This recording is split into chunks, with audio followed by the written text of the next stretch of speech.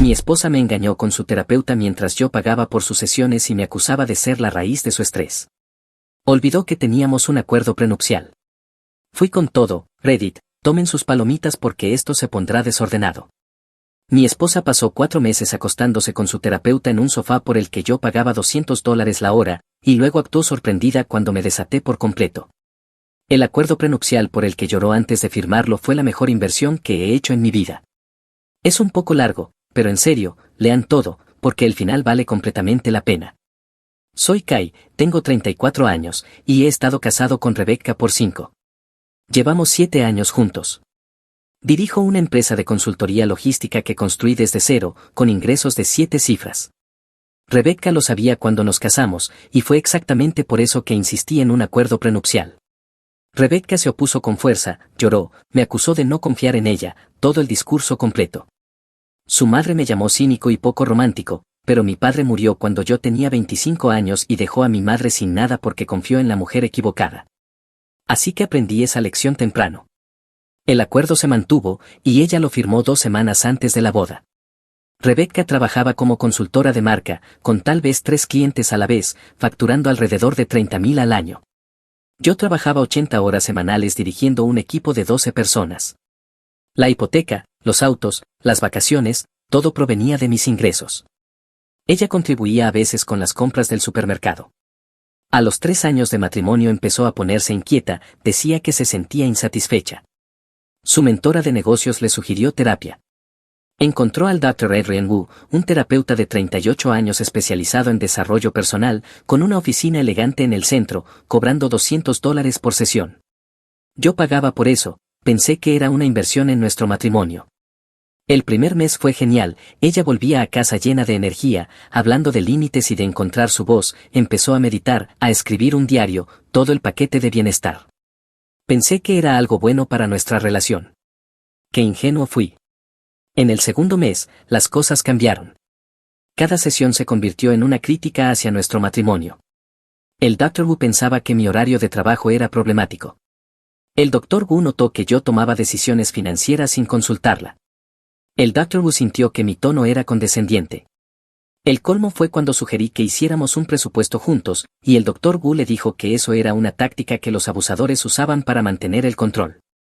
Al parecer, yo era un abusador por proponer un presupuesto. Propuse terapia de pareja, pero ella lo rechazó. El Dr. Wu le había advertido que eso era un intento mío de controlar la narrativa. Empezó a estar todo el tiempo en el teléfono, sonriendo a los mensajes, haciendo llamadas en otra habitación. Comenzó a vestirse mejor los días de terapia, como si fuera a una cita.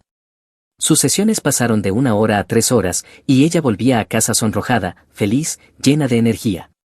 Cuando le preguntaba cómo le había ido en la terapia, se ponía a la defensiva. 4 meses después, llegué temprano de una reunión con un cliente y la encontré haciendo una videollamada con alguien, riéndose, con la puerta del dormitorio cerrada. La abrí y ella saltó, terminó la llamada de inmediato. Era el Dr. Wu. Estaban procesando su trauma de la sesión de la mañana a las 6 de la tarde. ¿Qué trauma? Creció en los suburbios con 2 padres que pagaron su universidad, pero claro, trauma. Lo dejé pasar, no quería ser el marido celoso y controlador que el Dr. Wu la estaba entrenando para ver en mí. Pero empecé a notar patrones. Cada lunes y jueves, días de terapia, pasaba 1 hora extra arreglándose, cabello, maquillaje, todo. Volvía 3, a veces 4 horas más tarde, con respuestas vagas, procesando, aprendiendo, creciendo, todas esas palabras vacías de terapia. Comenzó a pelear por tonterías, como cargaba el lavavajillas, como doblaba la ropa. Cada pequeño detalle se convertía en evidencia de mi falta de respeto. Y cada discusión terminaba igual. El Dr. Wu dice que esto es un patrón, el Dr. Wu cree que debería considerar si este matrimonio es saludable. Entonces llegó el viernes que cambió todo. Rebecca estaba en la ducha, su teléfono en la mesita de noche, vibró y la vista previa decía, no puedo dejar de pensar en el martes. Eres increíble, Cora. Tomé su teléfono, sin contraseña, la había quitado 3 semanas antes porque el Dr. Wu le dijo que proteger los dispositivos con contraseña indicaba problemas de confianza. Abrí los mensajes y empecé a leer. Meses de textos coqueteando, luego fotos explícitas, planes, detalles sobre lo que habían hecho en el sofá de su oficina. Tomé capturas de pantalla de todo y las envié a mi correo. Había una sesión programada para el lunes. Según los mensajes, Rebecca planeaba decirle al Dr. Wu que quería dejarme, y él la animaba a hacerlo. Me quedé ahí sentado escuchando correr el agua de la ducha, sosteniendo toda la evidencia, 5 años de matrimonio, y ella se acostaba con su terapeuta mientras yo pagaba $200 la hora por ello. La ducha se apagó, Rebecca salió envuelta en una toalla, me vio con su teléfono en la mano y su rostro se puso pálido, luego rojo. ¿Qué estás haciendo?, me dijo. Leyendo sobre lo increíble que fuiste el martes. Adrián parece muy impresionado. Revisaste mi teléfono. Eso es una violación de mi privacidad. El Dr. Wu tenía razón sobre ti. Haz las maletas, te vas esta noche. Esta también es mi casa. Revisa la escritura, mi nombre. Tienes 30 minutos. Kai, por favor, no es lo que piensas. Te acuestas con tu terapeuta, no hay contexto que justifique eso. Te quedan 29 minutos. Llamé a mi abogado Adrián y le conté que Rebecca me había estado engañando con su terapeuta, que tenía mensajes y fotos, todo. Quería que se fuera esa misma noche y presentar la demanda el lunes por la mañana. Jason me llamó para hablar de golf, le dije, cambio de planes, Rebecca se acuesta con su terapeuta y se muda esta noche. Dijo que ya estaba en camino. Llegó 20 minutos después. Rebecca bajó con 2 maletas. Le dije que mi abogada se pondría en contacto con ella. Me preguntó a dónde se suponía que debía ir. Le sugerí al Dr. Wu. Estoy seguro de que él tendría algunas sugerencias terapéuticas. Se fue chirriando las llantas. Jason se sentó conmigo y me preguntó si estaba bien. Sí. 5 años con alguien que me veía como una cuenta bancaria y por fin estaba libre. Me preguntó por el acuerdo prenupcial. A prueba de hierro, no obtiene nada.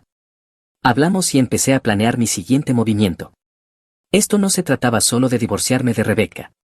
El Dr. Wu se había metido con el tipo equivocado. Ese fin de semana fue productivo. Mientras Rebecca presumiblemente lloraba con su terapeuta convertido en novio, yo estaba construyendo un caso que los enterraría a ambos. El sábado por la mañana, mi abogada Adrián vino con su asistente legal Jennifer, una mujer de unos 40 años, muy aguda. Les mostré todo, mensajes de los últimos 4 meses, fotos, notas de las sesiones donde él escribía observaciones sobre mí mezcladas con comentarios sobre cómo ella merecía algo mejor. Ella me explicó que podía denunciarlo ante la Junta Estatal de Licencias y que, dado que yo pagaba por esas sesiones, tenía derecho a presentar una demanda civil contra él por fraude. Con esta evidencia podríamos obtener una compensación considerable. Le dije que lo hiciera. Pasamos las siguientes 6 horas revisando todo. Jennifer documentó cada cosa. Mi abogada Adrián redactó los papeles de divorcio citando adulterio. Teníamos fotos, mensajes, notas de las sesiones que el Dr. Wu había enviado a Rebecca por correo electrónico. El tipo había documentado su propia mala praxis. El domingo, Rebecca empezó a enviar mensajes de disculpa, luego justificaciones y finalmente exigencias. No respondí. El lunes por la mañana, a las 9, Rebecca fue notificada a las 9:30. Mi teléfono explotaba con 17 mensajes. Mi favorito, el Dr. Wu dice que estás haciendo esto para castigarme y que no se sostendrá en la corte. El tipo estaba dando asesoría legal. Pues bien, el Dr. Wu estaba a punto de recibir su merecido. Mi abogada Adrián llamó a Rebecca. Ella había contratado a Parker, que preguntaba sobre el acuerdo prenupcial. ¿Qué le dijiste?, pregunté. Que es irrompible y que su cliente se marcha con $8,000 y un Honda Civic del 2015. Hermoso. Jennifer presentó la denuncia ante la Junta de Licencias esa misma mañana. Estábamos redactando la demanda civil, pero les dije que esperaran, que lo dejaran pensar. Eso es lo peor. El martes recibí una llamada de un número desconocido. Dr. Adrian Wu, Kai, creo que necesitamos hablar. No tenemos nada de qué hablar. Entiendo que estés molesto, pero Rebecca y yo no planeamos esto. Te acostaste con mi esposa en un sofá por el que yo pagaba, durante sesiones que yo financiaba. No hay nada de terapia en eso. Si pudiéramos reunirnos, vas a perder tu licencia, y luego te demandaré por todo. Esa es la única relación que tenemos ahora. Colgué. Me llamó 3 veces más. Bloqueé el número. El miércoles, Rebecca y el Dr. Wu tuvieron una gran pelea. Ella estaba furiosa porque él no le había advertido sobre las consecuencias. El jueves, Parker llamó con una oferta de acuerdo. Rebecca aceptaría los términos del prenupcial si yo le pagaba $50,000 y no continuaba con la denuncia contra el Dr. Wu. Mi contraoferta fue simple: ella no recibe nada, admite el adulterio por escrito y el Dr. Wu se defiende solo. El viernes recibí un correo desde la cuenta de Rebecca, claramente escrito por el Dr. Wu.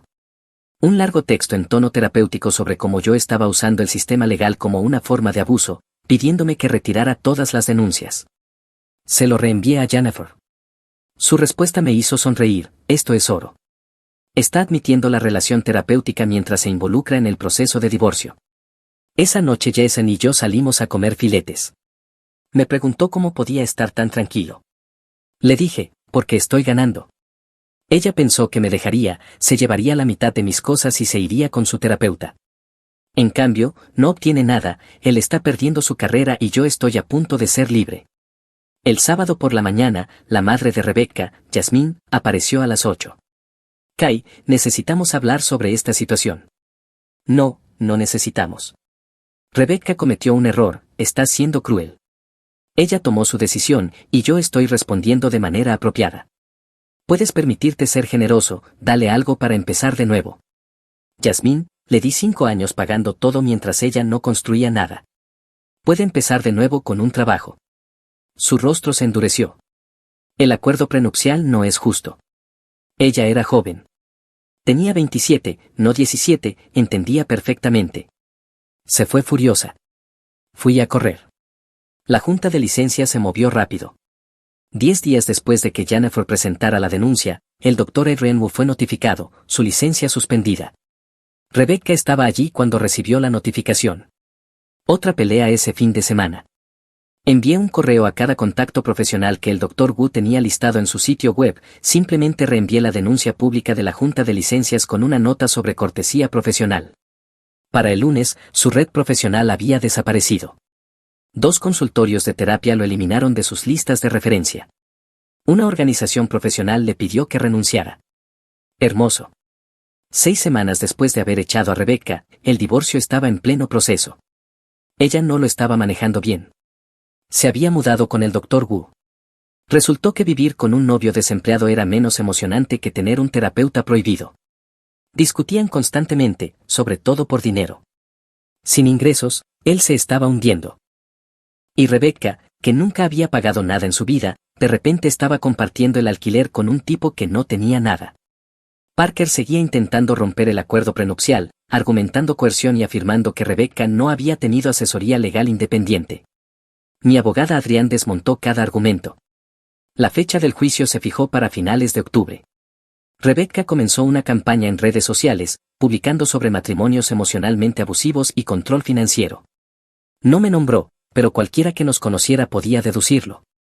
Los comentarios estaban divididos. Su compañera de universidad incluso comentó preguntando por qué omitía la parte del Dr. Wu. Rebecca lo borró y la bloqueó, pero las capturas de pantalla viven para siempre y varias personas me las enviaron. Jason lo encontró hilarante. Yo dije que no, que todo lo que ella publicaba era evidencia de su intento de manipular la narrativa. La junta de licencias terminó rápido. 8 semanas después de la denuncia, el Dr. Adrian Wu perdió su licencia permanentemente.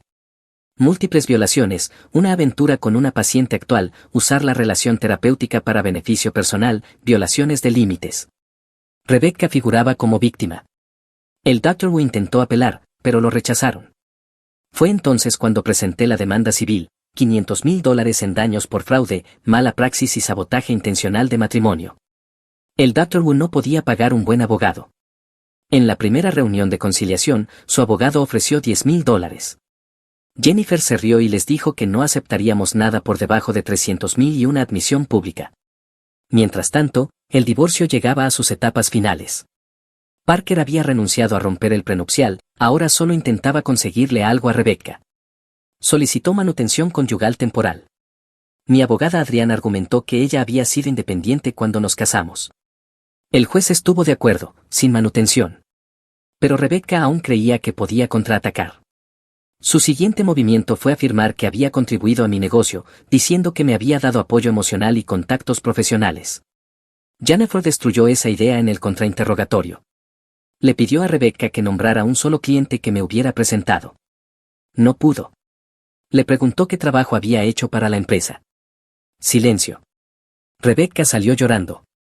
La audiencia preliminar fue una formalidad. El juez revisó el prenupcial y lo consideró válido. Rebecca recibiría sus pertenencias, su auto y su cuenta bancaria. Todo lo demás se quedaba conmigo. Intentó hacer una declaración al juez sobre lo injusto que era todo, pero el juez la interrumpió y le dijo que había firmado un acuerdo con asesoría legal independiente, había cometido adulterio y no tenía base para impugnar. El divorcio continuaría según lo establecido. Parker parecía derrotado, Rebecca furiosa. Afuera del tribunal intentó acercarse a mí. Mi abogada Adrián y Jennifer se interpusieron entre nosotros. Kai, por favor, ¿podemos hablar 5 minutos? Tu abogada puede hablar con la mía. Cometí un error, Adrián me manipuló. Tienes 32 años, tomaste una decisión, vive con ella. Me alejé. Esa noche recibí un largo correo de Rebecca, 5 páginas explicando cómo el Dr. Wu la había manipulado y cómo, si le daba otra oportunidad, me demostraría que podía ser la esposa que necesitaba. Lo reenvié a Jennifer sin leer más allá del primer párrafo. Su respuesta fue, está en pánico. No respondas. No lo hice. El abogado del Dr. Wu llamó con una oferta de acuerdo, $150,000, sin admisión de culpabilidad, pagados en 3 años.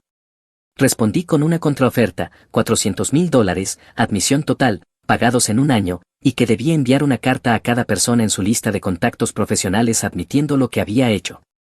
Acordamos finalmente $325,000, admisión total de culpa, pagados en 18 meses, y la carta. El Dr. Wu la firmó. El divorcio se finalizó en diciembre, 8 meses después de haber echado a Rebecca. Ella se quedó con su auto, $8,000 de su cuenta bancaria y sus pertenencias personales. Yo conservé todo lo demás. Esa noche Jason y yo salimos a cenar. ¿Cómo estás, amigo? Perfectamente bien. ¿Vas a salir con alguien eventualmente? Por ahora solo disfruto de la paz. Un mensaje de un número desconocido, destruiste mi vida, espero que estés feliz. Se lo mostré a Jason y escribí, la destruiste tú, yo solo dejé de financiarla. Bloqueé el número. 3 meses después del divorcio, Rebecca y el Dr. Wu habían roto, para sorpresa de nadie. Vivir juntos, desempleados y sin dinero mata el romance rápido. Ella se mudó de nuevo con sus padres a los 32. Él se fue a otro estado para reconstruir su vida. Rebecca intentó reiniciar su negocio, pero la noticia se había difundido. Los 3 clientes que tenía la abandonaron. Sus redes sociales se convirtieron en quejas amargas sobre los hombres y las leyes de divorcio. Mi favorita fue una publicación sobre cómo los acuerdos prenupciales deberían ser ilegales porque permiten a los hombres atrapar a las mujeres y luego descartarlas. La sección de comentarios la destrozó. Eliminó la publicación en pocas horas, pero las capturas de pantalla viven para siempre. No respondí. Ella se estaba destruyendo sola sin mi ayuda. Mientras tanto, mi empresa iba viento en popa sin el drama y el estrés constantes. Estaba más concentrado. Conseguimos 2 contratos importantes en enero. Jason y yo hablábamos de expandirnos. La vida seguía avanzando, y Rebecca era solo ruido en el espejo retrovisor. Luego llegó febrero. Recibí una carta de Parker. Representaba a Rebecca en una moción para modificar el decreto de divorcio. Afirmaba que el acuerdo prenupcial se había firmado bajo coacción. Mi abogada Adrián la leyó y se rió, está desesperada, esto no tiene base legal. Entonces, ¿por qué presentarlo? Porque está sin dinero y espera que le des algo para que se vaya. No va a suceder. Presentamos una respuesta negando todo y solicitando sanciones. La audiencia se programó para marzo. Mientras tanto, recibí una solicitud de conexión en LinkedIn del Dr. Adrian Wu. La rechacé. Luego recibí un correo electrónico, una larga disculpa sobre cómo se había aprovechado de Rebecca, cómo ahora estaba en terapia él mismo y cómo se daba cuenta de lo equivocado que había estado. Lo reenvié a mi abogada Adrián y a Jennifer. Jennifer me dijo que no respondiera, y no lo hice. La audiencia por la moción de Rebecca fue una pérdida de tiempo. Ella llegó con Parker e intentó argumentar que yo la había amenazado con cancelar la boda si no firmaba el prenupcial. Jennifer sacó correos electrónicos de esa época que mostraban que Rebecca había hablado con sus amigas sobre firmarlo, mencionando que entendía lo que significaba e incluso bromeando con que no importaba porque estaríamos juntos para siempre. El juez tardó unos 10 minutos en negar la moción e imponer sanciones. Ella tuvo que pagar $5,000 en costas judiciales. Parker parecía avergonzado. Rebecca destrozada. Yo estaba feliz. Afuera del juzgado intentó acercarse a mí. Jennifer se interpuso frente a mí. Señora Parker, debe dejar de contactar a mi cliente. Solo quiero hablar con él un minuto. No tiene nada que decirle que él necesite escuchar. Siga con su vida. Los ojos de Rebecca estaban rojos, se veía más delgada, envejecida. La aventura y el divorcio la habían deteriorado. Kai, por favor, me estoy hundiendo. No encuentro trabajo, vivo con mis padres, no tengo nada, ¿puedes ayudarme a volver a levantarme? La miré y no sentí nada. Tomaste tus decisiones, vive con ellas. Caminé hacia mi coche. Ella gritó algo detrás de mí, no lo escuché. Abril trajo noticias, el Dr. Wu se había declarado en bancarrota. Los pagos del acuerdo se detuvieron. Jennifer presentó una moción para hacer cumplir la sentencia, pero no se puede sacar sangre de una piedra. Di por perdida la cantidad restante. El dinero no importaba, destruir su carrera había sido el objetivo. Luego Rebecca empezó a aparecer en los lugares que frecuentaba, mi gimnasio, mi cafetería favorita, un restaurante al que iba con Jason. Después de la tercera vez, pedí a mi abogada Adrián que enviara una carta de cese y desistimiento, advirtiéndole que si continuaba el contacto, resultaría en una orden de restricción. Ella respondió con una carta escrita a mano, 12 páginas, diciendo que había cometido el mayor error de su vida, que pensaba en mí todos los días, que si le daba una oportunidad pasaría el resto de su vida compensándome. Le di la carta a Jennifer. Ella presentó la solicitud de orden de restricción. El juez la concedió. Rebecca debía mantenerse al menos a 150 metros de mí, de mi casa y de mi negocio. La muy lista la violó en menos de una semana. Se presentó en mi oficina. La seguridad del edificio llamó a la policía. La arrestaron y pasó una noche en la cárcel. El juez extendió la orden de restricción a 1 año y la puso en libertad condicional. Una violación más y cumpliría tiempo en prisión. Finalmente se detuvo, pero los mensajes no. Creó nuevas direcciones de correo electrónico, nuevos números de teléfono, nuevas cuentas en redes sociales. Todas bloqueadas, todas documentadas. De mayo a agosto todo estuvo tranquilo. No supe nada de ella. Empecé a salir con alguien nuevo, una mujer llamada Claire. Inteligente, independiente, con su propio dinero y su propia vida. Jason la aprobó. Es normal, dijo. La vida era buena. El negocio crecía. Estaba saliendo con alguien que no me trataba como un cajero automático. Rebecca por fin me dejaba en paz. Luego llegó septiembre. Recibí una llamada de Jennifer un martes por la tarde, no vas a creer esto. Rebecca había escrito un libro. Un maldito libro autoeditado sobre cómo sobrevivir al abuso emocional y al control financiero en el matrimonio. Estaba en Amazon. Lo promocionaba con la etiqueta número signo historia de superviviente. No usaba mi nombre, pero cualquiera que nos conociera reconocería los detalles. Lo compré y lo leí de una sola vez. Pura historia revisionista. Según la versión de Rebecca, yo la había aislado de sus amigos y su familia, controlado cada aspecto de sus finanzas, obligado a abandonar su próspero negocio y manipulado su mente durante años. El terapeuta era mencionado como un profesional compasivo que la ayudó a ver la verdad. La aventura no se mencionaba, ni tampoco el hecho de que yo había pagado por todo. Me pintaba como un monstruo y a ella como una valiente sobreviviente. Las reseñas estaban divididas, algunas personas le creyeron, otras que conocían la verdadera historia dejaron calificaciones de 1 estrella, señalando las mentiras. Llamé a Jennifer. Redacta el cese y desistimiento. Si no retira el libro y deja de promocionarlo, demandamos por difamación. La carta se envió esa misma tarde. La respuesta de Rebecca llegó 2 días después, a través de un nuevo abogado. Su argumento era simple, Rebecca tenía derecho a contar su historia, no me mencionaba por nombre, cualquier similitud era coincidencia, el libro era discurso protegido.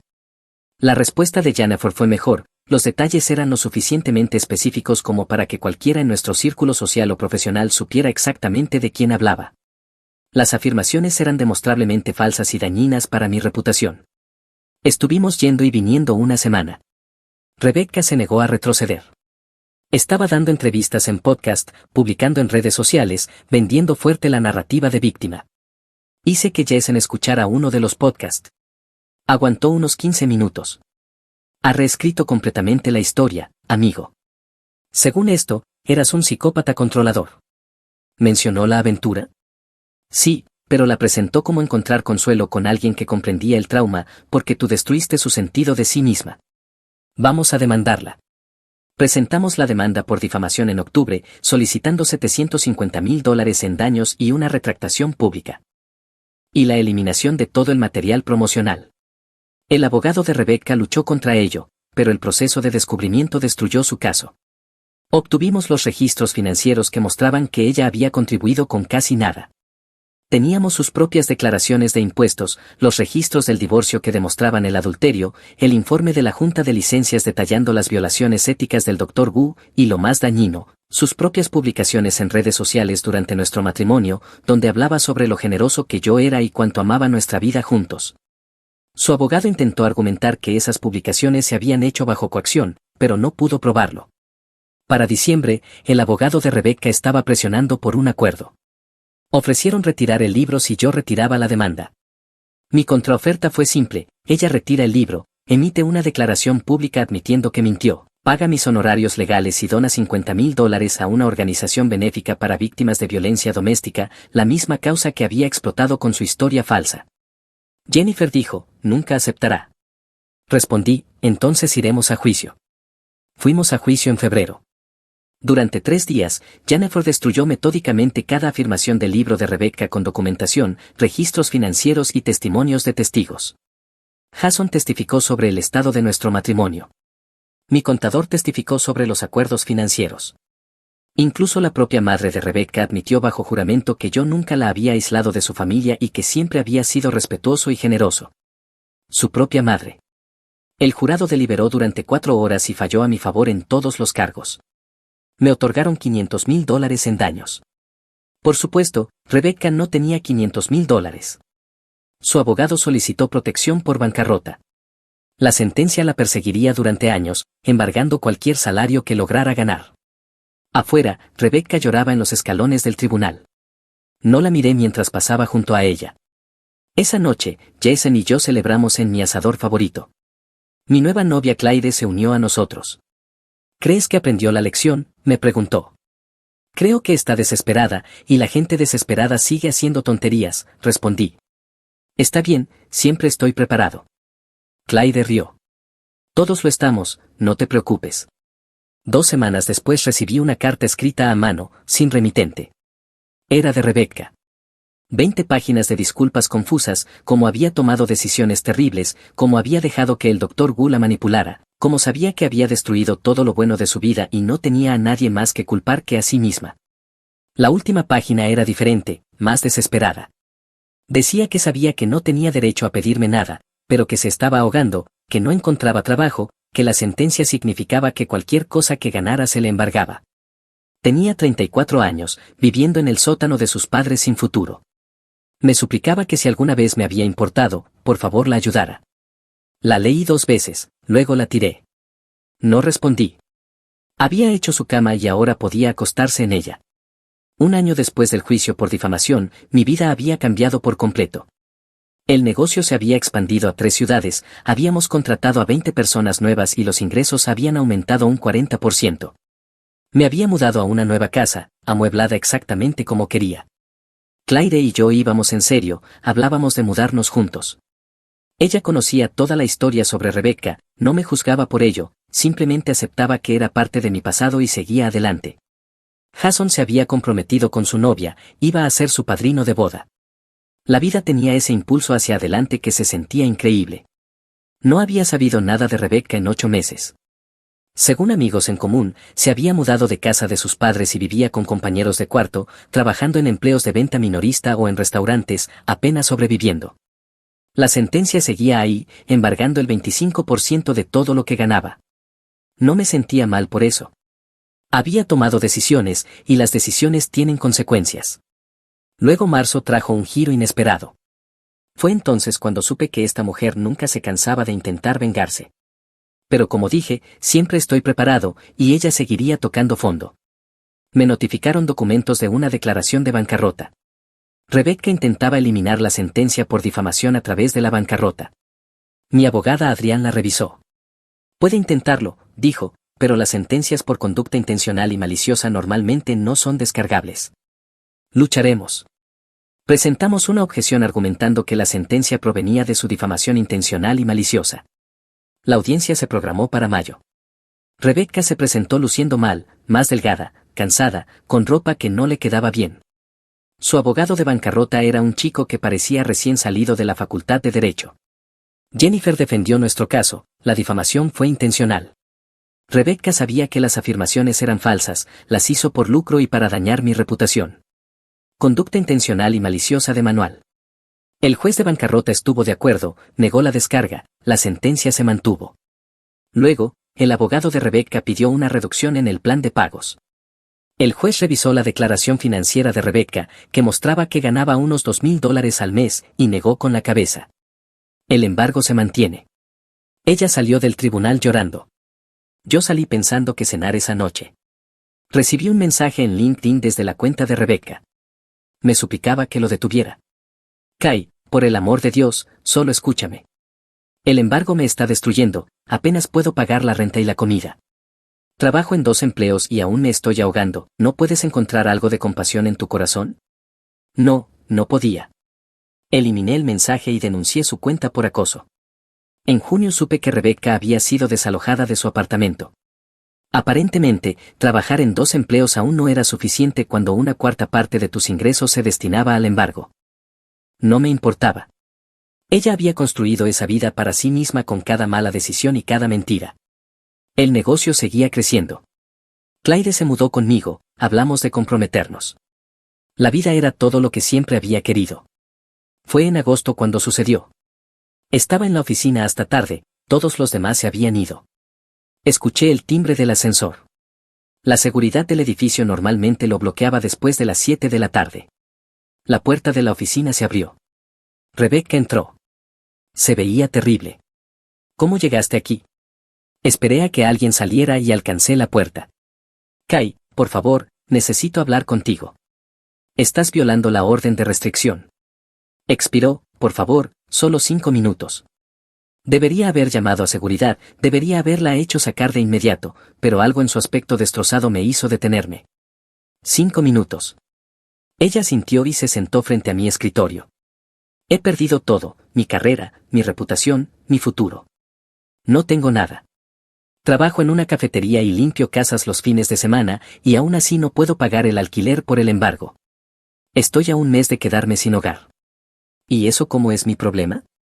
Sé que no lo es, sé que yo me hice esto a mí misma, la aventura, el libro, todo. Pero, Kai, me estoy ahogando, no puedo sobrevivir así otros 10 años. Deberías haberlo pensado antes de publicar un libro lleno de mentiras. Estaba enfadada y desesperada, y lo empeoré. Siempre lo empeoro. Pero te lo ruego, por favor, si alguna vez te importé, detén el embargo, déjame intentar reconstruir algo. La miré y vi la desesperación, la ruina total, la destrucción completa de la persona que una vez fue. No, Kai, tuviste 1000 oportunidades para hacer las cosas de otro modo. En cada punto elegiste empeorarlo. Elegiste pelear, mentir. Estas son las consecuencias de tus decisiones. Te lo ruego. Y te estoy diciendo que no. Hiciste tu cama, ahora duerme en ella o en el sofá de una amiga. Se derrumbó llorando. No me importó. Debes irte ahora. Tus 5 minutos han terminado. Haré lo que sea, solo por favor, haz que esto pare. No hay nada que quiera de ti, excepto que te vayas y no vuelvas a contactarme. Ella simplemente se quedó allí llorando. Llamé a la seguridad del edificio. Subieron en 2 minutos. La escoltaron fuera. La observé desde la ventana de mi oficina mientras la acompañaban hasta su coche destartalado. Volví a revisar mis contratos, cené con Clyde 2 horas después. Le conté lo sucedido. ¿Cómo te sientes? Nada, no es mi responsabilidad. De acuerdo, pero ¿no crees que fue un poco cruel?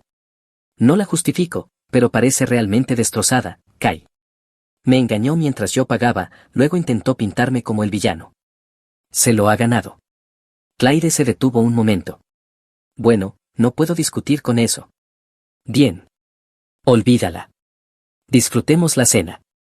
3 meses después estaba planeando mi boda. Clyde y yo nos comprometimos en septiembre y fijamos la fecha para abril. La vida era perfecta, el negocio prosperaba, mi relación era sana y equilibrada.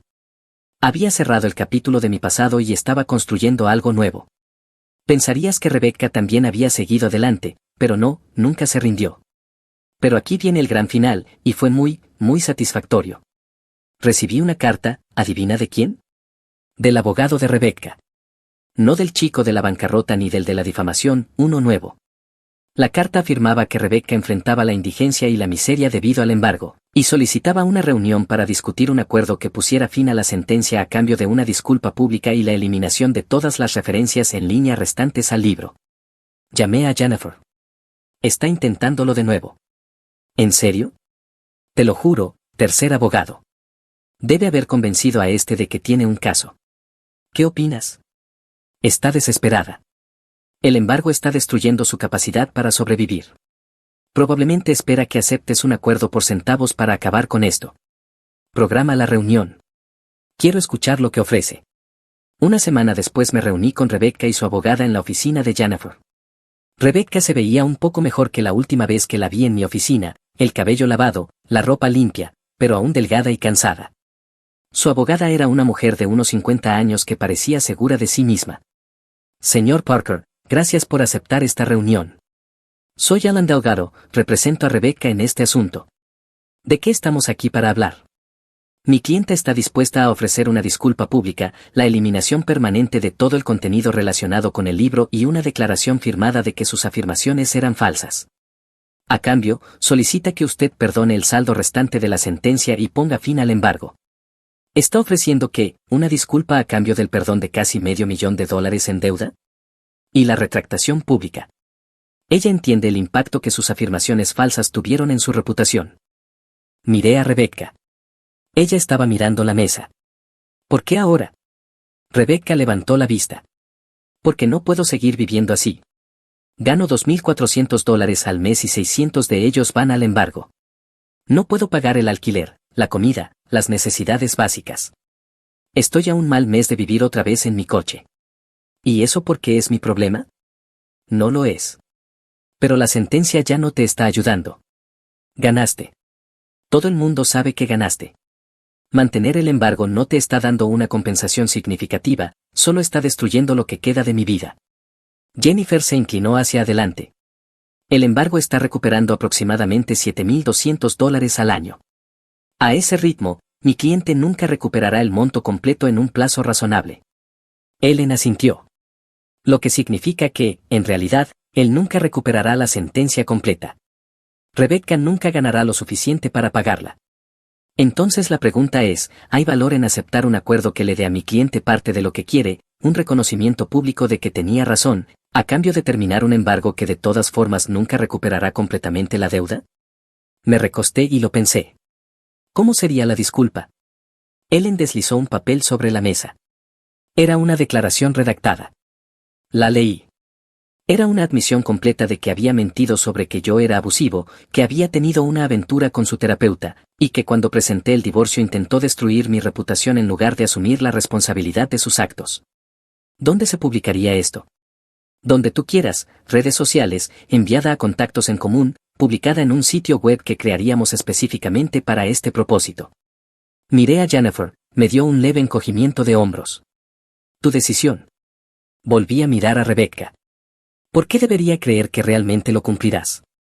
Porque no me queda nada que perder. Y porque, hizo una pausa, tragó saliva, porque tenías razón. Destruí todo y lo lamentaré por el resto de mi vida. Desperdicié a un buen esposo y un buen matrimonio.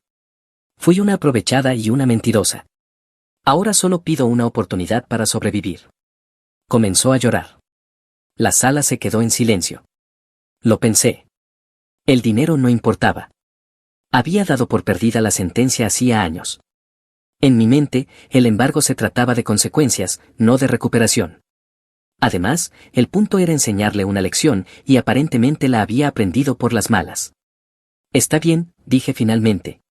Quiero que la declaración se publique en todas las plataformas de redes sociales que tenga. Quiero que se envíe a todos nuestros contactos en común. Quiero que esté fijada en la parte superior de cada perfil durante al menos un año. Y quiero que acepte no volver a escribir, hablar o hacer referencia a mí o a nuestro matrimonio, bajo ninguna forma, por el resto de su vida. Ellen tomó notas. Podemos aceptar eso. Y una cosa más. Miré directamente a Rebecca. Quiero que admitas que el acuerdo prenupcial fue justo, que lo firmaste sabiendo exactamente lo que significaba y que pasaste 5 años contribuyendo casi nada mientras yo financiaba todo tu estilo de vida. El rostro de Rebecca se derrumbó. Kai, esas son mis condiciones. Tómalas o déjalas. Ellen miró a Rebecca. Depende de ti. Rebecca se cubrió la cara con las manos, los hombros temblando. Ellen puso una mano en su hombro. Rebecca, no tienes que hacer esto. ¿Podemos irnos? Rebecca negó con la cabeza. No, él tiene razón. Levantó la vista hacia mí, con los ojos rojos e hinchados. Publicaré lo que quieras. Admitiré todo. Solo por favor, déjame intentar sobrevivir. Miré a Jennifer. Redáctalo. Pasamos la siguiente hora afinando los detalles. La declaración se hizo más larga. Rebecca tuvo que admitir la aventura, admitir que había contribuido casi nada financieramente, admitir que el acuerdo prenupcial era justo, admitir que había mentido en el libro, admitir que trató de destruirme porque no podía soportar ser responsable de sus acciones. Cuando terminamos, era una humillación pública completa y absoluta. Rebecca firmó el acuerdo sin leerlo. Ellen la obligó a hacerlo. Rebecca, ¿entiendes lo que estás firmando? Esto te seguirá el resto de tu vida. Lo entiendo. Lo merezco. Todos firmamos.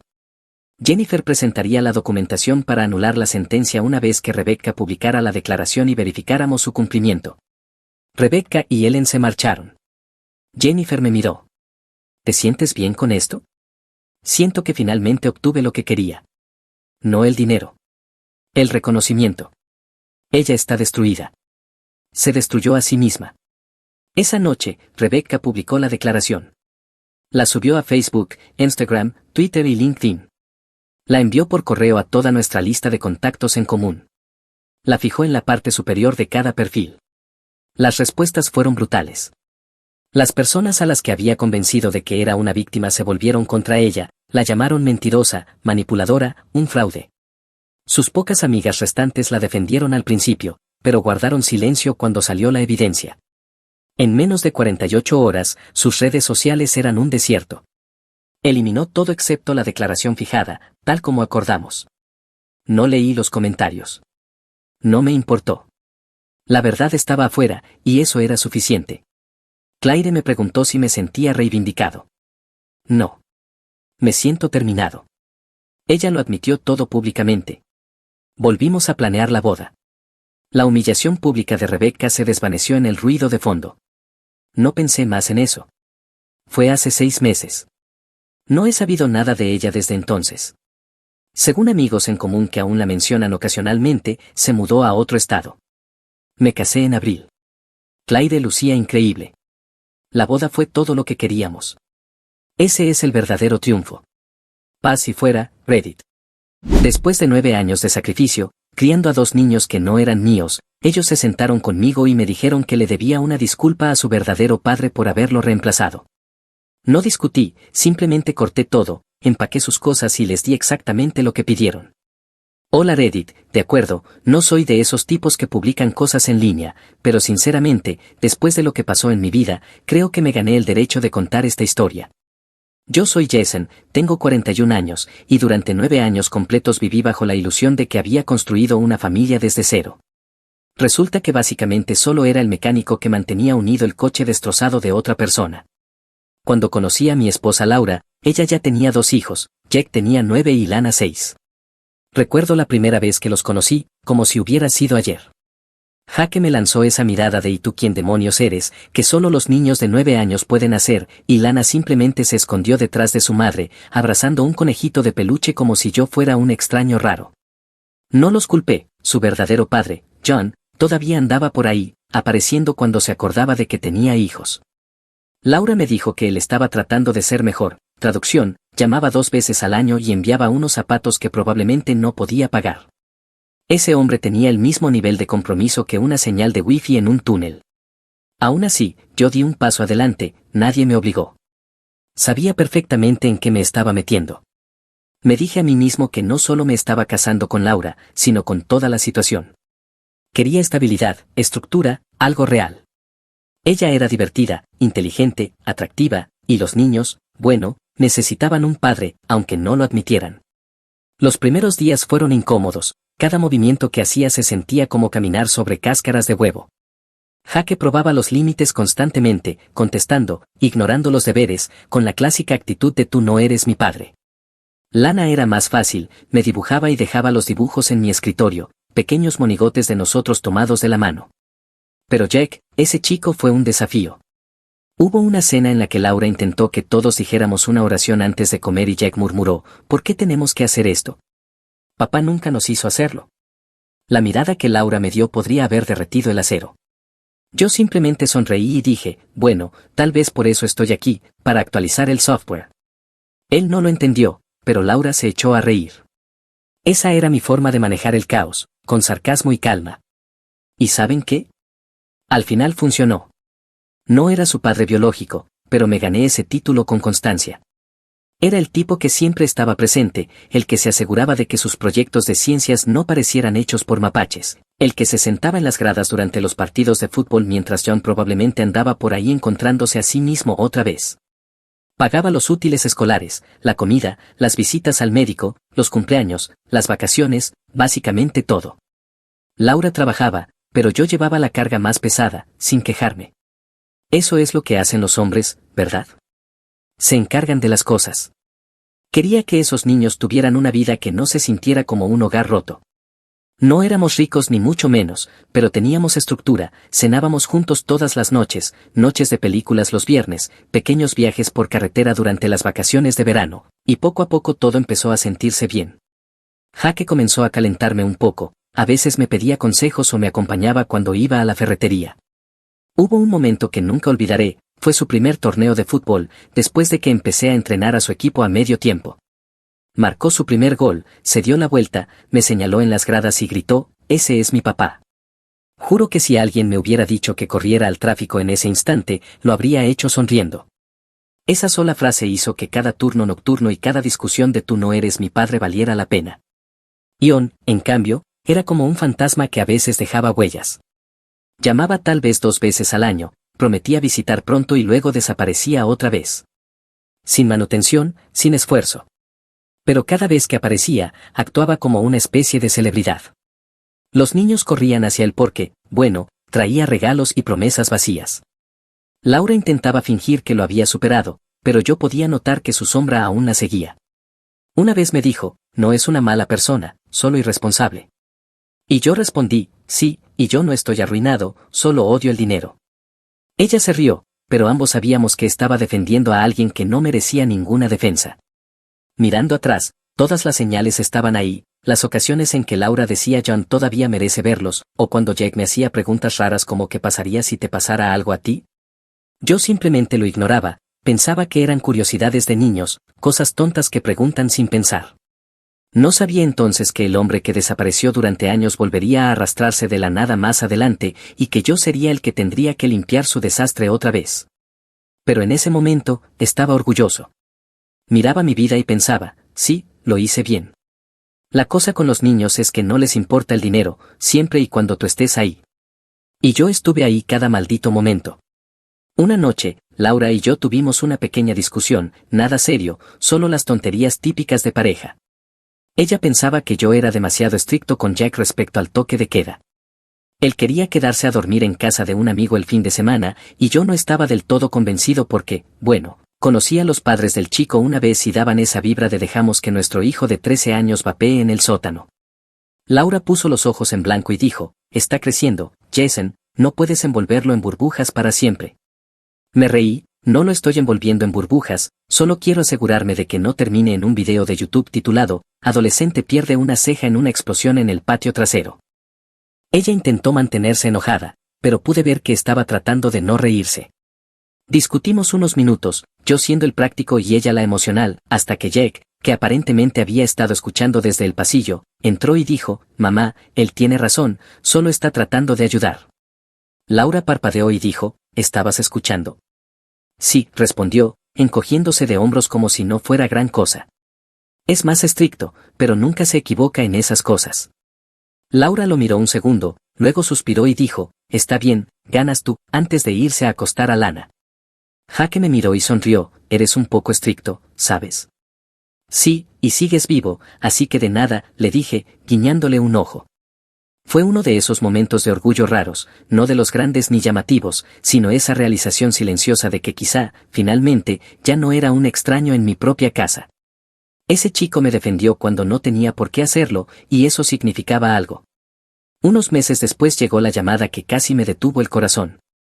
Estaba en el trabajo cuando la escuela llamó, dijeron que Jack había estado en una pelea. Pelea, dijeron, pero cuando llegué, parecía más una paliza unilateral. Su mochila estaba rota, el labio partido, la camisa sucia, trató de actuar como si no fuera gran cosa, pero podía ver que sus manos temblaban. El director empezó con el típico discurso de aún estamos reuniendo información. Lo interrumpí, tienen cámaras en el pasillo, ¿verdad? Tal vez revísenlas antes de fingir que es un misterio. Parpadeó, señor Reeves, señor Reeves, mi hijo está sangrando, tal vez concéntrese en la parte en la que eso no debería pasar en la escuela. No le gustó, pero no me importó. No levanté la voz, no dije malas palabras, solo le di esa mirada que dice, estás perdiendo mi tiempo. Aprendí temprano en la vida que la confianza silenciosa desconcierta más a la gente que los gritos. Después de la reunión llevé a Jack a casa. Estuvo callado todo el camino, mirando por la ventana. A mitad del trayecto le dije, ¿quieres hablar de eso o empiezo a adivinar? Se encogió de hombros, dijeron cosas sobre mí, sobre mamá. ¿Qué tipo de cosas? Que no tengo un verdadero padre, que tú solo eres el esposo de mi mamá. Apreté un poco más fuerte el volante. ¿Sabes qué? Que se jodan. Un verdadero padre no es el que hace un bebé, sino el que aparece y se queda. No tienes que explicar tu familia a gente que apenas puede deletrear la palabra. Él se rió un poco, a veces eres tan raro. Sí, bueno, ser raro te mantiene vivo. Esa noche lo revisé antes de dormir. Estaba sentado en su escritorio garabateando algo en un cuaderno. Cuando me vio, dijo en voz baja, tú eres mi único padre, lo sabes, ¿verdad? No fue un momento de película con lágrimas ni música dramática ni abrazos, solo él diciéndolo como si fuera un hecho. Pero maldita sea, me llegó. Mantuve la compostura y le dije, no te pongas sentimental, chico, vas a arruinar mi reputación. Se rió, pero vi la mirada en sus ojos, esa que dice lo digo en serio. Después de eso, algo cambió entre nosotros. Empezó a venir a mí por consejos sobre la escuela, los amigos, incluso tonterías como qué zapatillas comprar. Veíamos deportes juntos, discutíamos sobre equipos, nos lanzábamos bromas como mejores amigos. Se sentía real. Laura también lo notó. Esa noche, después de cenar, me dijo, gracias por encargarte de todo hoy, me quedé paralizada cuando la escuela llamó. Sonrió, esta vez de verdad. Eres bueno para él, Jason, para los dos. Y por una vez, le creí. Durante ese breve periodo de tiempo, todo era perfecto. Pensé que habíamos superado la parte difícil, que la base que había construido era sólida. Esa noche, al escuchar a Jake llamarme su padre, pensé que lo había logrado, que era parte de algo permanente. No sabía que la lealtad puede desaparecer más rápido que un fondo fiduciario. La vida transcurría sin problemas por un tiempo.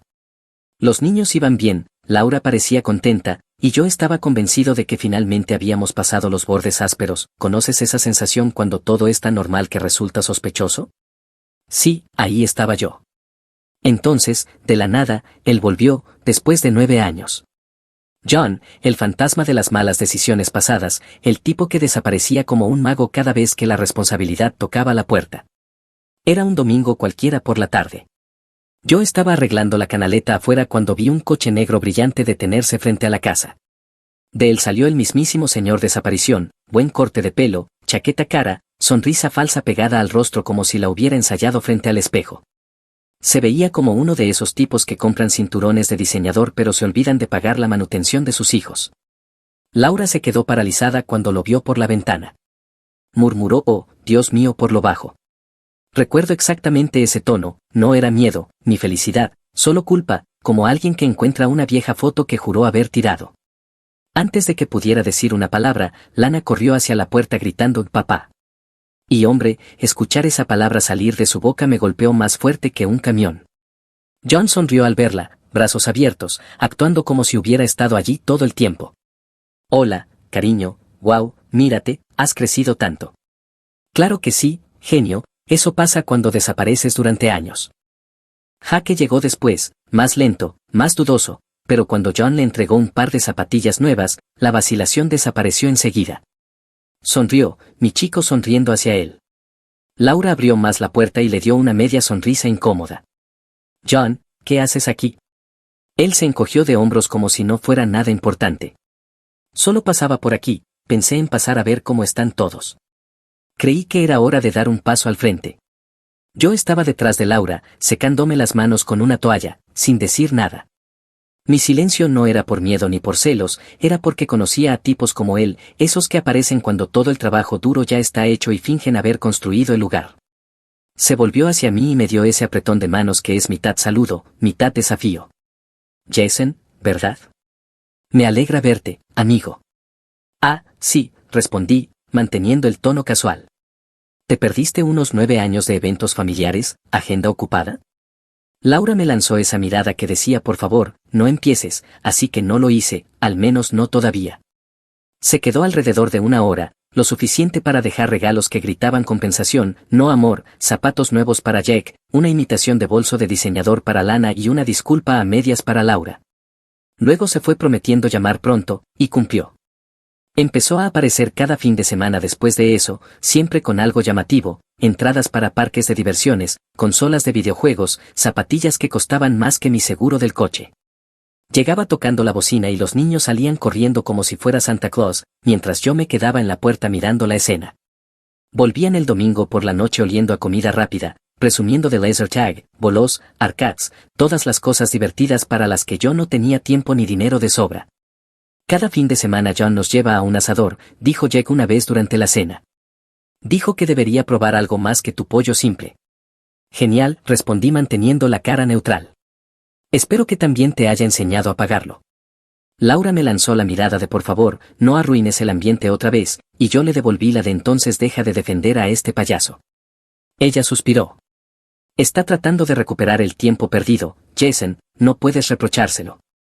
Recuperar el tiempo perdido está bien, dije, solo que es raro que aparezca justo cuando todo ya está construido.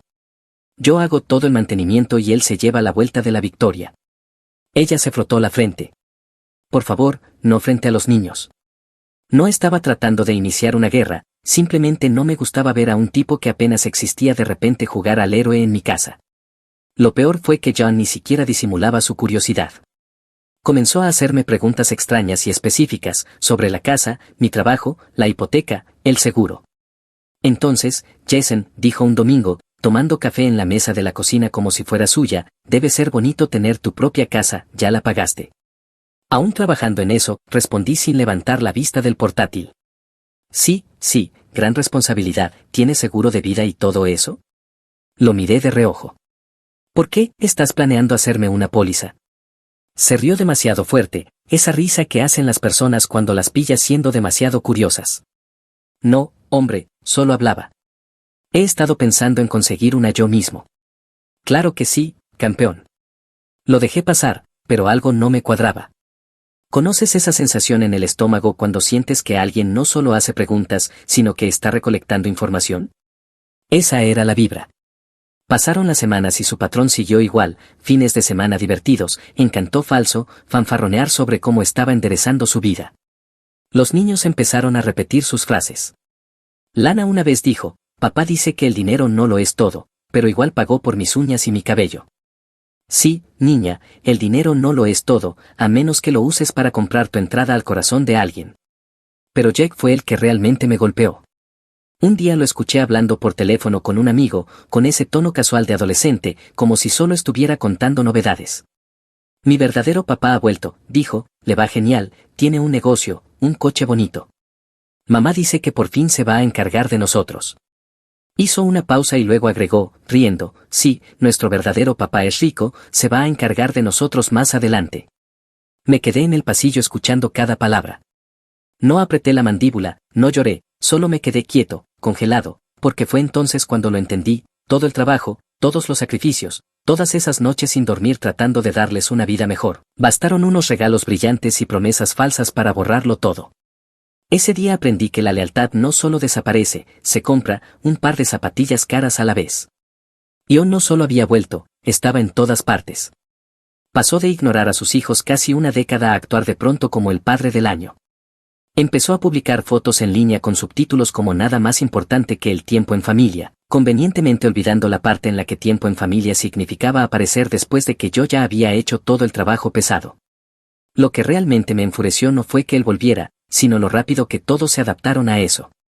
Laura empezó a decir cosas como, deberías estar agradecido, ahora tienen a los dos padres. Los dos padres, como si esto fuera un cuento de hadas de crianza compartida, en lugar de un hombre entrando a la vida que yo construí y poniendo su nombre en el buzón. Los niños también empezaron a cambiar. Jaque solía contarme sobre su día, la escuela, las chicas, todo. Ahora todo era papá esto, papá aquello. Ion lo llevó de compras, John le compró un reloj nuevo, John dijo que podía ayudarlo a entrar a la universidad. Lana no era mejor, empezó a llamarme Jason otra vez, no papá, solo Jason. Y cada vez que lo decía, sentía como si alguien borrara otro año de mi vida con ellos. Una noche llegué del trabajo y los encontré a todos en la sala, Laura, Jack y Lana sentados en el sofá, como si me hubieran estado esperando. El televisor estaba apagado, y eso nunca es buena señal. Laura dijo, tenemos que hablar. Mi primer pensamiento fue, de acuerdo, ¿qué arruinó John esta vez? Pero luego vi sus rostros, no enojados, no tristes, fríos, como si fuera un extraño que había entrado en su casa. Jaque empezó, voz firme pero ensayada, hemos estado pensando en cosas, en cómo han sido todos estos años. ¿Cosas como qué? Pregunté cruzando los brazos. Me miró directamente, te aprovechaste de nosotros. Me reí, no pude evitarlo. ¿Qué? Lana intervino, seria como una jueza, cuando éramos pequeños, no teníamos un papá, y tú nos hiciste depender de ti. Actuaste como si tuviéramos que quererte porque no teníamos a nadie más. Laura no dijo una palabra, solo se quedó mirando el suelo. Jaque siguió, nos hiciste sentir que te debíamos algo, como si fueras un héroe, pero no lo eres. Solo querías jugar a ser papá porque te hacía sentir importante. Juro que por un segundo pensé que era una broma. De verdad miré a mi alrededor esperando que aparecieran cámaras escondidas. ¿Creen que yo quería hacerme cargo?, dije intentando no perder el control. ¿Creen que trabajé turnos dobles y entrené fútbol por un impulso de ego? De nada, por cierto, por cada cumpleaños, cada visita al médico, cada vez que su verdadero padre no apareció. Jaque respondió de inmediato, deja de llamarlo así. Él es nuestro verdadero padre, somos de su sangre. Lana asintió. Sí, tú solo estabas reemplazándolo hasta que regresara. Esa frase dolió diferente, reemplazándolo, como si yo fuera un maldito suplente temporal en mi propia casa. Laura finalmente habló, apenas en un susurro, solo están tratando de expresar lo que sienten. Expresar lo que sienten, repetí, mirándola fijamente. Acaban de acusarme de manipularlos emocionalmente, ¿y tú vas a quedarte ahí dejando que eso pase? No respondió, ni siquiera levantó la vista. Jaque se inclinó hacia adelante, con la voz temblorosa pero firme, le debes una disculpa a papá por tratar de ocupar su lugar. Una disculpa, repetí despacio, como probando la palabra. Sí, añadió Lana, nos hiciste llamarte papá cuando ya teníamos uno. Me reí otra vez, no de gracia, sino de esa manera en que el cerebro se niega a procesar semejante estupidez. Así que déjenme entenderlo bien, los alimento, los visto, pago la escuela, arreglo cada desastre, y ahora se supone que debo disculparme con el tipo que los abandonó. Jaque apretó la mandíbula. Él no nos abandonó, estaba pasando por un mal momento. Tú te aprovechaste mientras él no estaba. Eso fue. Las palabras que jamás imaginé escuchar. Aprovecharme. Durante años me maté trabajando para darles estabilidad, rechacé ascensos, cancelé viajes, vacié mis ahorros, todo para que nunca se sintieran abandonados. Y ahora, en sus mentes, yo era el villano que se aprovechó de su debilidad. Miré a Laura esperando algo, aunque fuera el más mínimo signo de desacuerdo, pero ella solo miraba sus manos, sin defenderme, sin corregir nada. Esa falta de respuesta rompió algo dentro de mí. Puedes discutir con mentiras, puedes pelear contra insultos, pero el silencio significa que ya decidieron quién eres. Me levanté, tranquilo, controlado, con años de frustración ardiendo en silencio dentro del pecho. Está bien, dije. Jaque frunció el ceño. ¿Está bien qué? Está bien, repetí, asintiendo levemente. ¿Quieren que me disculpe? Perfecto. Todos parecieron sorprendidos, quizá incluso aliviados, como si creyeran que habían ganado algo. Pero lo que no sabían era que ese está bien no era rendición, Era el sonido de un hombre haciendo las paces con la idea de marcharse. Miré a Laura por última vez. Sabes, solía pensar que familia significaba aguantar pase lo que pase. Resulta que solo significa saber cuando ya no te necesitan. Lana parecía confundida. Entonces, ¿vas a disculparte o no? Sonreí. Lo sabrán muy pronto. Luego me fui en silencio, sin gritos, sin portazos, sin discurso final. Solo salí de la habitación y subí las escaleras. Probablemente pensaron que estaba enfadado o que necesitaba enfriarme.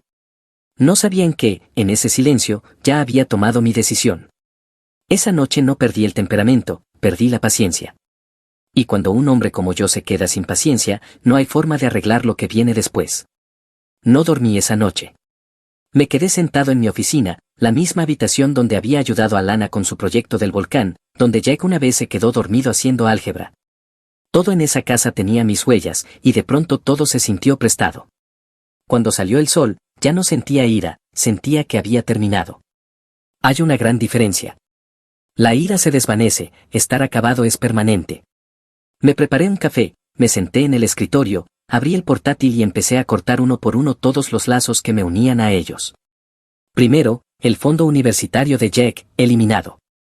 Había estado depositando dinero desde el día en que me casé con Laura. 9 años de ahorro, planificación, horas extras.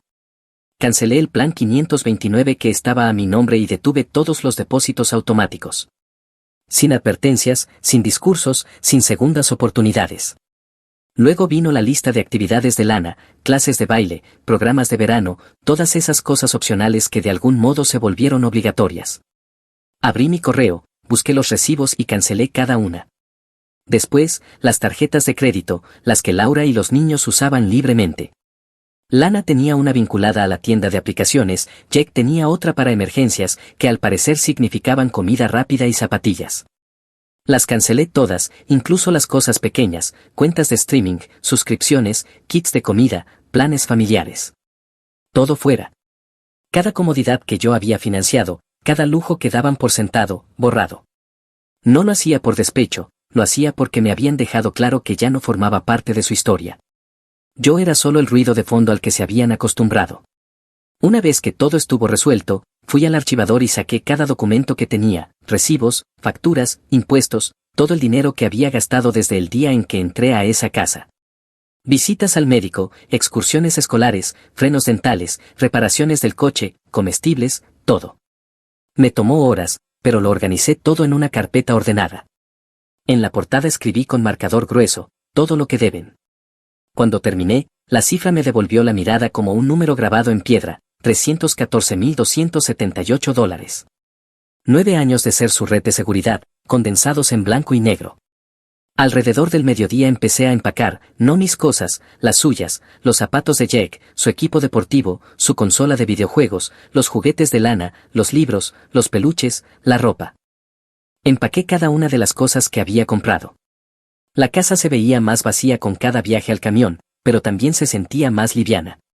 Laura debió escuchar el ruido porque bajó a mitad del proceso. ¿Qué estás haciendo? Ni siquiera levanté la vista. Dándote exactamente lo que querías. Jason, esto no es gracioso. ¿Quién está bromeando? Dije, cerrando otra caja con cinta.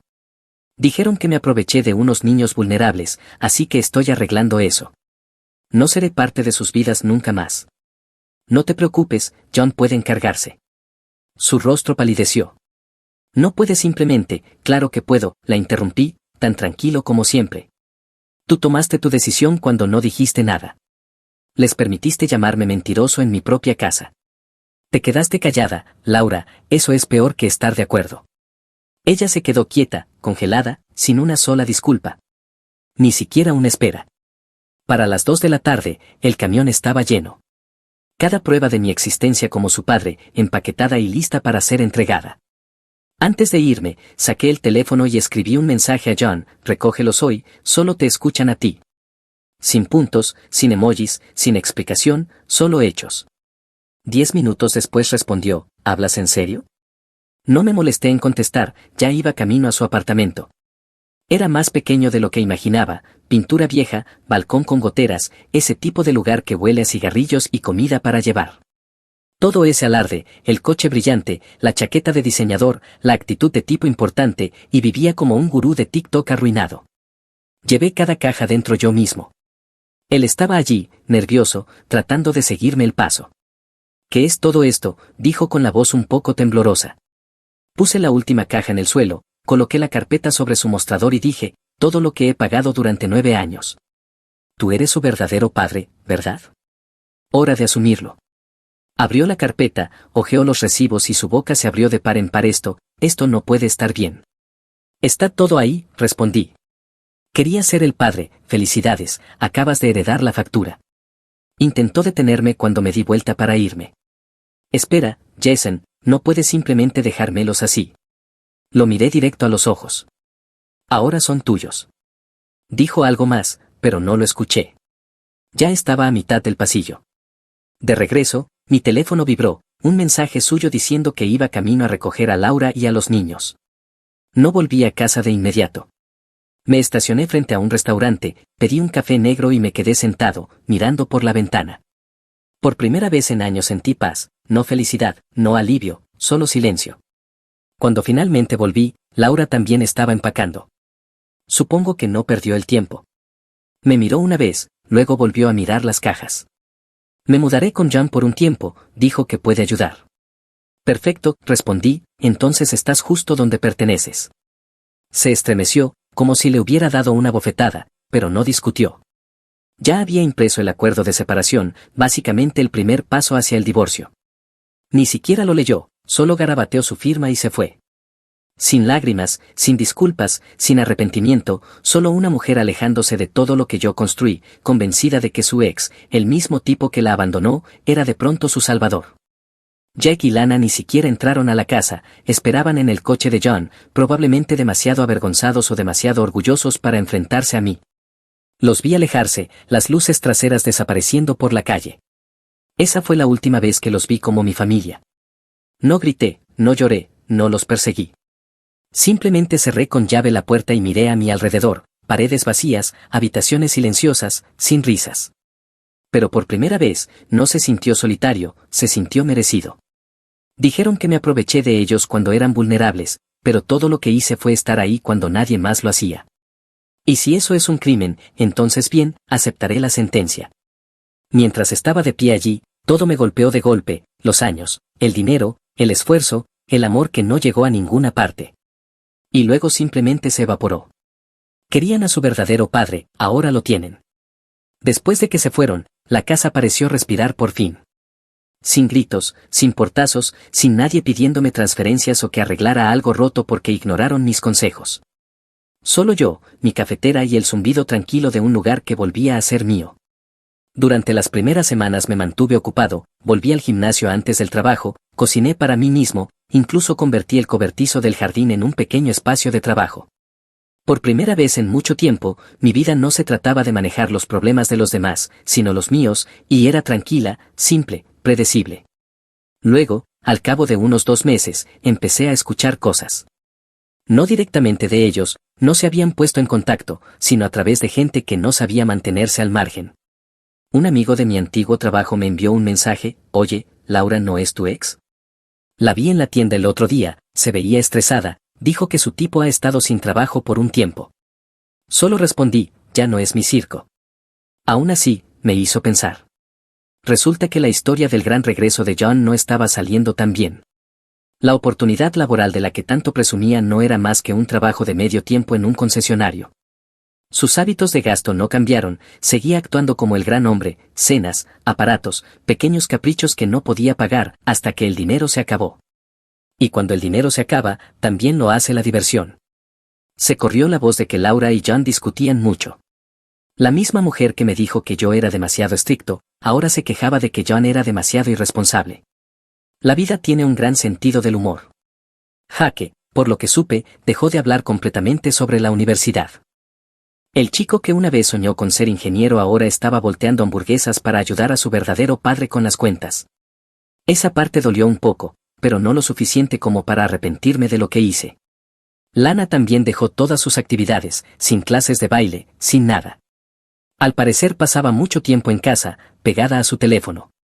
La hermana de Laura le dijo a alguien que había estado comportándose diferente, pero sinceramente, ¿cómo no iba a hacerlo? Todo el mundo de fantasía que construyeron alrededor de John se estaba derrumbando. No me regodeé, no celebré, simplemente seguí con mis días en silencio, viendo cómo la vida se desarrollaba exactamente como advertí que lo haría. Y entonces, una noche, sucedió, la llamada. Eran alrededor de las 10:30, acababa de terminar de ver un partido cuando mi teléfono vibró. El nombre de Laura apareció en la pantalla. No lo había visto en meses. Por un segundo pensé que tal vez había marcado el número equivocado, pero la curiosidad pudo más y contesté. Su voz temblaba. Jason, me recosté en la silla. ¿Quién habla, por favor? Dijo, sé que no me debes nada, pero necesito hablar. Había algo en su tono, desesperación, cansancio, el mismo que tenía cuando solía llamarme para que arreglara algo, solo que esta vez no se trataba de un grifo con fugas. ¿Qué pasa?, pregunté, aunque ya sabía que tenía que ver con John. Se fue, dijo en voz baja. John se fue, solo empacó sus cosas y desapareció. Los niños no saben qué hacer, ya que está enojado todo el tiempo, Lana casi no habla. No dije nada, solo esperé. Ella siguió hablando, nunca tuvo la intención de quedarse, Jason, tenías razón en todo. Su voz se quebró. Solo volvió porque pensó que habías adoptado a los niños. Eso me hizo incorporarme. ¿Qué tiene que ver eso con nada? Pensó que si se reconectaba con ellos, podría beneficiarse de ti, tal vez sacar alguna ventaja económica, usar a los niños como puente, ni siquiera lo sé. Me reí, pero no de diversión. Entonces no volvió por ellos, volvió por mí, o por lo que pensó que podía sacar de mí. Ella empezó a llorar. Cuando se enteró de que no eran legalmente tuyos, de que todo seguía a tu nombre, dejó de intentarlo. A la mañana siguiente ya se había ido. Dejé que eso se asentara por un momento. Todos esos años tratando de ser el hombre que John se negó a ser, y él solo regresó porque pensó que yo había construido algo de lo que podía sacar provecho. Laura sollozaba al otro lado. Estaba equivocada contigo, Jason, ahora lo veo. Sí, dije en voz baja, te tomó bastante tiempo. No espero que me perdones, dijo, pero ya que está perdido, dice que te extraña. No lo dice en voz alta, pero lo sé, se da cuenta ahora de lo que intentabas hacer por él. No respondí, no había nada que decir. ¿Podrías al menos hablar con ellos?, preguntó, por favor, necesitan algo de estabilidad. Respiré hondo. No, Laura, necesitan vivir con las decisiones que tomaron, igual que tú. Ella empezó a llorar más fuerte. Jason, por favor. La interrumpí. ¿Sabes qué me di cuenta? Pasé 9 años demostrando que era un buen padre para unos niños que ni siquiera querían uno. Tú pasaste 2 meses demostrando que no podías con el hombre con el que me reemplazaste. Creo que estamos a mano. Ah, y colgué.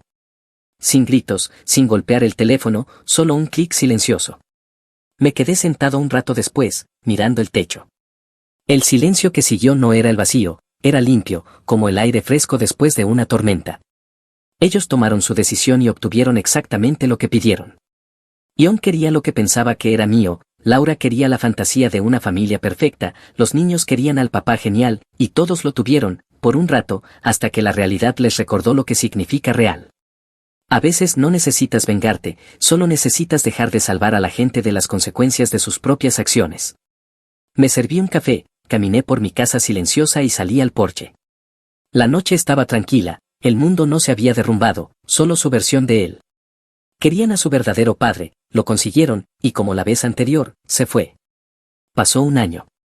Es curioso lo rápido que avanza el tiempo cuando dejas de esperar que la gente te aprecie. En algún momento conocí a Clyde. Nos cruzamos en una ferretería, ambos mirando el mismo taladro eléctrico, como si estuviéramos decidiendo si la adultez valía el precio. Ella se rió de uno de mis comentarios sarcásticos, la mayoría de la gente no lo hace, y eso fue todo.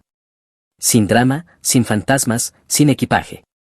Ella no necesitaba que la rescataran, y yo no estaba tratando de salvar a nadie. Conectamos porque ninguno necesitaba que el otro llenara un vacío. Por primera vez no estaba viviendo en reacción a nadie, no estaba limpiando los desastres de otros, ni explicando mi valor. Solo existía, y eso se sintió mejor que cualquier disculpa. Un día me los encontré.